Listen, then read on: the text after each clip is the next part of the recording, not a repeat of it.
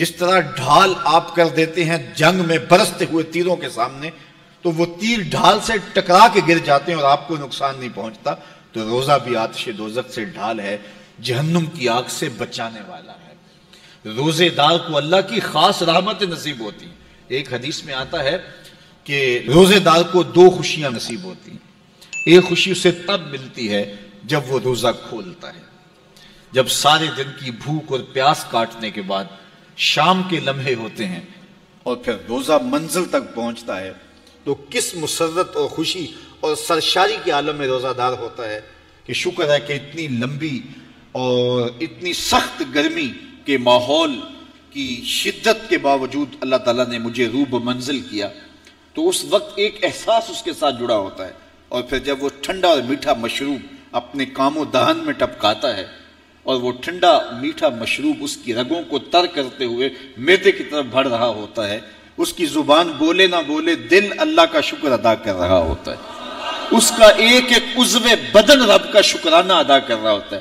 وہ ٹھنڈا اور میٹھا مشروب رگوں کو تر کرتا ہوا آگے بڑھتا چلا جاتا ہے، لیکن شکرانے کا وہ پیکر بن جاتا ہے۔ وہ ایک مسرت، ایک خوشی کا عالم ہوتا ہے کہ روزہ بھی نب گیا، سارے دن کی تکلیف بھی کٹ گئی، اور اللہ نے مجھے افطار کے لمحوں تک پہنچایا۔ فرمایا روزے دار کو ایک خوشی تب ملتی ہے جب وہ روزہ کھولتا ہے، وَفَرْحَةٌ عِنْدَ لِقَاءِ رَبِّهِ، اور دوسری خوشی روزہ دار کو تب ملے گی جب روزے کے صلے میں اللہ اپنا دیدار عطا فرمائے۔ بنی آدم کے جتنے بھی عمل ہیں 10 سے لے کر 700 گنا تک اس کا ثواب اولاد آدم کو اس کا دیا جاتا ہے۔ جتنا گڑ ڈالو اتنا ہی میٹھا، تو بعض کو 10 گنا، بعض کو 70 گنا، بعض کو 100 گنا، بعض کو 700 گنا، تو 10 سے لے کر 700 گنا تک بندے کے اعمال کا صلہ دیا جاتا ہے۔ لیکن میرے حضور نے فرمایا لیکن روزہ جو ہے اللہ فرماتا ہے وہ میرے لیے ہے اور اس کا اجر میں خود عطا کروں۔ جب وہ خود عطا کرے گا تو کتنا عطا کرے گا؟ سخی اتنا بڑا ہو تو پھر کیا عطا کرے گا؟ بلکہ بعض نے اس کو عجزی ہی کی بجائے عجزہ پڑھا ہے بصیغہ مجہول، کہ روزہ میرے لیے ہے اور اس کی جزا میں خود ہوں۔ باقی اعمال کی جزا جنت ہے، جنت کی نعمتیں ہیں اور بہت کچھ ہے، لیکن روزے کی جزا میں خود ہوں۔ اور جس کو وہ خود مل گیا پھر جنت میں مل گئی، جنت والا جو مل گیا پھر جنت بھی مل گئی، جنت کی نعمتیں بھی مل گئیں۔ تو روزہ اللہ کی خوشنودی کا ذریعہ ہے، اس کی رضا کا ذریعہ ہے۔ تو خوش نصیب لوگ روزے کی برکتیں حاصل کرتے ہیں۔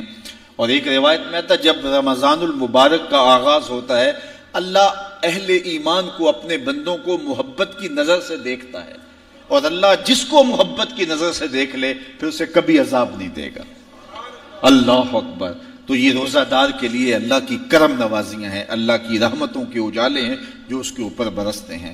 تو میں اور آپ اس ماہ انور کو، اس ماہ نور کو اس طرح سے گزاریں کہ ہمارے اندر کے پاپ دھل جائیں، ہماری غلاظتیں گناہوں کی مٹ جائیں، ہمارا سینہ صاف ہو جائے، ہم اہل ایمان کے لیے کشادہ دل ہو جائیں، ہمیں جو ہے وہ جھوٹ سے، تکبر سے، بخل سے، ریا سے اور دیگر امور بد سے اجتناب کرنے کی عادت پڑ جائے۔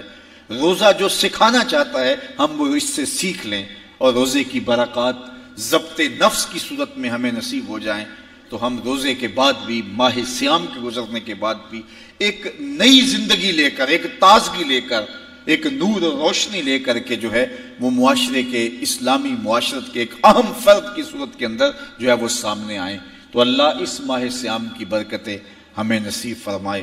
ہر سال مہینہ آتا ہے، گزر جاتا ہے، ہم پورا مہینہ بھوک کاٹتے ہیں اور پھر وہاں کے وہاں ہی کھڑے رہتے ہیں، تو پھر ہمیں سوچنا چاہیے، لیکن اگر تبدیلی آتی ہے تو پھر شکریہ ادا کرنا چاہیے۔